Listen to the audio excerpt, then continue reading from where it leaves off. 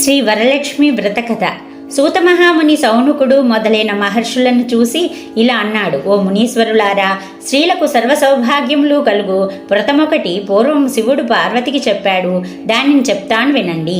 ఒకరోజు కైలాస పర్వతమున శివుడు తన సింహాసనం మీద కూర్చుండి ఉండగా పార్వతీదేవి ఆయనని సమీపించి, దేవా, లోకంలో స్త్రీలు ఏ వ్రతం చేస్తే సర్వ సౌభాగ్యములను పుత్రపౌత్రాదులను కలిగి సుఖ సంతోషాలతో ఉంటారో అటువంటి వ్రతమేదో సెలవీయండి అని అడగగా పరమేశ్వరుడిలా చెప్పాడు: ఓ దేవి, స్త్రీలకు పుత్రపౌత్రాది సంపత్తులనిచ్చే వ్రతం ఒకటి ఉంది. దాని పేరు వరలక్ష్మి వ్రతం. ఆ వ్రతమును శ్రావణ మాసంలో శుక్లపక్ష పౌర్ణిమకు ముందుగా వచ్చే శుక్రవారం రోజు చేయవలను. పార్వతీదేవి: నాథ, ఆ వరలక్ష్మి వ్రతం ఎలా చెయ్యాలి? ఏ దేవతను పూజించాలి? ఏ విధంగా చెయ్యాలి? దీనిని ఎవరైనా ఇంతకు ముందు చేశారా? ఆ వివరాలన్నీ చెప్పండి అని అడుగా శివుడు పార్వతీదేవిని చూసి, ఓ కాత్యాయని, వరలక్ష్మి వ్రత విశేషములు చెప్తాను విను. పూర్వము మగధ దేశమున కుండినమనే పట్టణం ఉంది. ఆ పట్టణము నిండా బంగారు ప్రాకారములు, బంగారు గోడలు గల ఇళ్ళు ఉన్నాయి. అందులో చారుమతి అనే ఒక బ్రాహ్మణ స్త్రీ ఉన్నది. ఆమె పతియే ప్రత్యక్ష దైవముగా భావించి తెల్లవారుజామునే లేచి స్నానం చేసి పతిదేవుని పువ్వులతో పూజించి ఆ తర్వాత అత్తమామలకు అవసరమైన అనేక సేవలు చేసి ఇంటి పనులన్నీ ఓర్పుతో నేర్పుతో చేసుకుంటూ ఉండేది. అందరితో ప్రియంగా మితంగా మాట్లాడుతుండేది. గయ్యాళిగా కాకుండా ఇంత అణకువగానున్న ఆ మహాపతివ్రతను చూసి మహాలక్ష్మికి ఆమె మీద అనుగ్రహం కలిగింది. ఒకరోజు ఆ మహా ఇల్లాలికి కలలో ప్రత్యక్షమై మహాలక్ష్మి ఇలా చెప్పింది: ఓ చారుమతి, నేను వరలక్ష్మీదేవిని. నీ నడవడిక చూసి నాకు నీ మీద అనుగ్రహం కలిగి నీకు ప్రత్యక్షమయ్యాను. శ్రావణ మాసంలో శుక్లపక్ష పౌర్ణిమకు ముందు వచ్చే శుక్రవారం రోజు నువ్వు నన్ను పూజించితే నీకు కోరిన వరములిస్తాను. అలా ప్రత్యక్షమైన అమ్మవారిని చూసి ఎంతో మురిసిపోయిన చారుమతి దేవి కలలోనే వరలక్ష్మీదేవికి ప్రదక్షిణ నమస్కారములు చేసి, నమస్తే సర్వలోకానాం జనన్యే పుణ్యమూర్తయే శరణ్యే త్రిజగద్వంద్యే విష్ణువక్షస్థలాలయే అని అనేక విధముల స్తోత్రం చేసింది. ఓ జగజ్జనని, నీ కటాక్షంబు కలిగితే జనులు ధన్యులవుతారు, విద్వాంసులవుతారు, సకల సంపన్నులవుతారు. నేను పూర్వజన్మలో చేసిన పూజాఫలం వల్ల నీ దర్శనము నాకు కలిగింది అనగా వరలక్ష్మీదేవి సంతోషము చెందింది. ఆ వెంటనే మెలకువ వచ్చి 4 వైపులా చూసి చారుమతికి వరలక్ష్మీదేవి కనబడలేదు.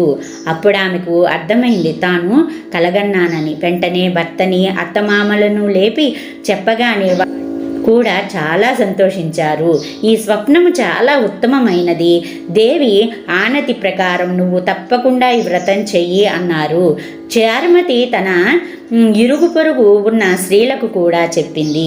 వాళ్ళు చారుమతి ఎంతో ఉత్కంఠతో శ్రావణ మాసం ఎప్పుడొస్తుందా అని ఎదురు చూడసాగారు. వారి ఎంతో ఎదురు చూసిన పౌర్ణమి ముందు శుక్రవారం రానే వచ్చింది. ఈరోజే కదా వరలక్ష్మీదేవి చెప్పిన రోజు. ఎంతో ఉత్సాహంతో చారుమతి మొదలగు స్త్రీలందరూ పూజకు ఉపక్రమించారు. ప్రాతకాలమే లేచి తలారా స్నానం చేసి పట్టుబట్టలను కట్టుకున్నారు. చారుమతి ఇంట్లో అందరూ చేరారు. అక్కడ ఒక ప్రదేశంలో గోమయముతో అలికారు. ఒక మండపం ఏర్పరిచారు. దాని మీద ఒక ఆసనం వేశారు. ఆసనం పైన కొత్త బియ్యం పోసి మర్రిచిగుళ్ళు, మామిడాకులు అలంకారాలతో కలశం ఏర్పరిచారు. అందులోకి వరలక్ష్మీదేవిని ఆవాహన చేశారు.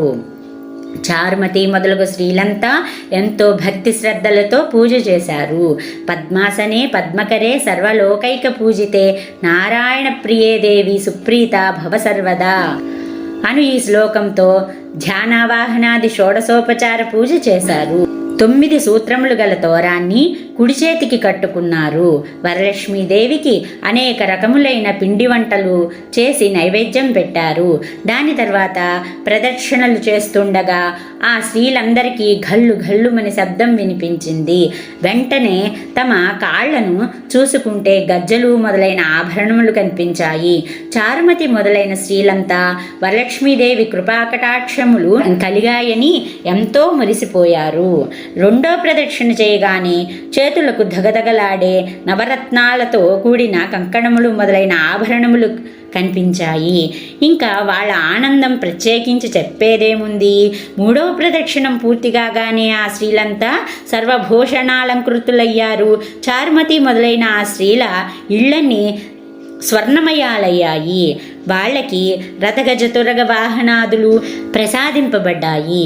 చారుమతి ఇంటి నుంచి ఆ స్త్రీలను తీసుకుని పోవడానికి వారి వారి ఇళ్ల నుంచి గుర్రాలు, ఏనుగులు, రథాలు, బండ్లు వచ్చాయి.